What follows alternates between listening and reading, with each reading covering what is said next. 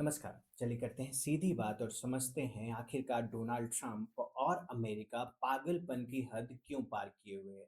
आखिर अगर वो ईरान को युद्ध में नहीं हरा पा रहे हैं, तो क्या वो इसका बदला भारत के मासूमों की जान से लेंगे? आखिर क्यों हम ये बातें कर रहे हैं?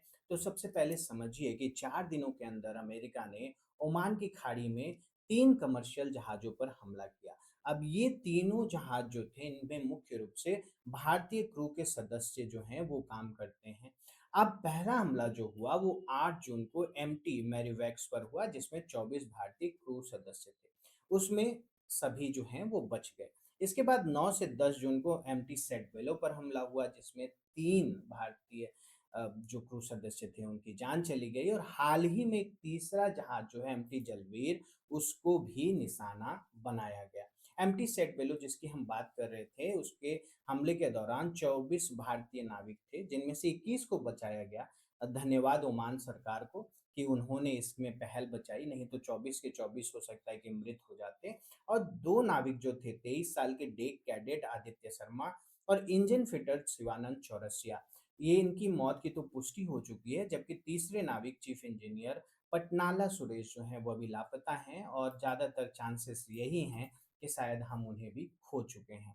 अब यूएस सेंट्रल कमांड जो है सार्वजनिक रूप से इन हमलों को उन जहाज़ों के खिलाफ प्रतिबंध लागू करने की कार्रवाई बताता है। अब इन हमलों को जारी सशस्त्र संघर्ष के दौरान ईरान को मिलने वाली तेल से होने वाली कमाई को रोकना है।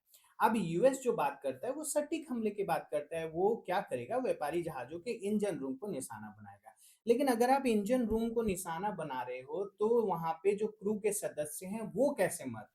आपके पास में तो बहुत सारी सटीकता है, तो आप ऐसा कैसे करते हो? और दूसरे एक और चीज़ है कि आप जो हैं, ये कोई अंतर्राष्ट्रीय कानून नहीं है। अगर ईरान किसी कानून को बनाकर अंतर्राष्ट्रीय कानूनों का उल्लंघन कर रहा है, तो आप भी एक कानून बनाकर अंतर्राष्ट्रीय कानूनों का उल्लंघन कर रहे हैं। और उसके साथ में सबसे बड़ी चीज़ ये है कि ये ना तो यूएन की मंजूरी मिली है, ना तो किसी और की मंजूरी मिली है। साथ में अगर आप चाहें तो आप अपने सैनिकों को भेजिए पहले उस जहाज में, पता करिए कि कौन है, कौन नहीं है, और उसके बाद में आप एक्शन लीजिए। आपको क्या ज़रूरत है कि सीधा आप मिसाइल लॉन्च कर दे रहे हैं? अब भारत की तरफ से जो है नाराज़गी जो है वो जताई गई है। भारत में अमेरिकी राजदूत जो है एरिक गारसेटी, वो क्रिटिकल मिनरल्स की बातचीत के लिए वो कजाकिस्तान गए हैं, इसलिए भारत ने सीधा-सीधा अपना जो कड़ा रुख है, जो आपत्ति है, उसको अमेरिका के चार्ज डी अफेयर्स जो हैं, उनसे ये बताया है। लेकिन इसके बाद भी ये जो तीसरा हमला हुआ ना, ये जो आपत्ति जताई गई, उसके बाद में तीसरा हमला हुआ है। भारत के 24 सदस्य को पर हुए हमलों की कड़ी निंदा करते हुए कमर्शियल सिविलियन इंफ्रास्ट्रक्चर जो हैं, उन्होंने भी बताया कि अगर अमेरिका चाहे तो अमेरिका को ज़रूरत नहीं है हर शिप पे अटैक करने के लिए, वो सीधे-सीधे जाके भी बात कर सकता है, समझ सकता है। अच्छा, भारत के राजनयिक विरोध और राजदूत को तलब करने का अमेरिका की कार्रवाई पर कोई साफ असर तो नहीं पड़ा, जैसा मैंने आपको बताया कि एमटी जलबीर पे जब भारत ने अपनी तरफ से नाराज़गी जताई, उसके बाद भी ये हमला हुआ। भविष्य की रणनीतियाँ क्या हो सकती है? देखिए, हमारे जयशंकर साहब जो हैं, वो विश्व पटल पे बहुत अच्छी तरीके से जवाब देते हैं, लेकिन सिर्फ जवाब देने से नहीं होगा। ये समय ऐसा है जहाँ पे आप कुछ कूटनीति अपनाइए और सटीक तरीके से जवाब दीजिए। भारतीयों की जान जो है वो मुफ्त की मूँगफली के बराबर नहीं है कि उसको कोई भी लेके निकल जाए। यही अगर थोड़ा-सा उल्टा करके देखिए कि किसी अमेरिकी की जान अगर भारतीयों द्वारा ली गई होती, तो अमेरिका का क्या रुख रहा होता। तो इसको अब जो है सामने से दिखाना पड़ेगा प्रधानमंत्री साहब को भी, और जो हमारे एक्सटर्नल अफेयर्स मिनिस्टर हैं, विदेश मंत्री हैं, उनको भी। मार्को रूबियो हाल ही में भारत में आए थे, उनको इसका जवाब देना चाहिए।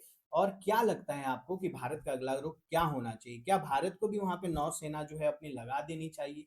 क्या भारत को भी एक तरीके से थोड़ा-सा एग्रेसिव स्टांस जो है वो दिखाना चाहिए?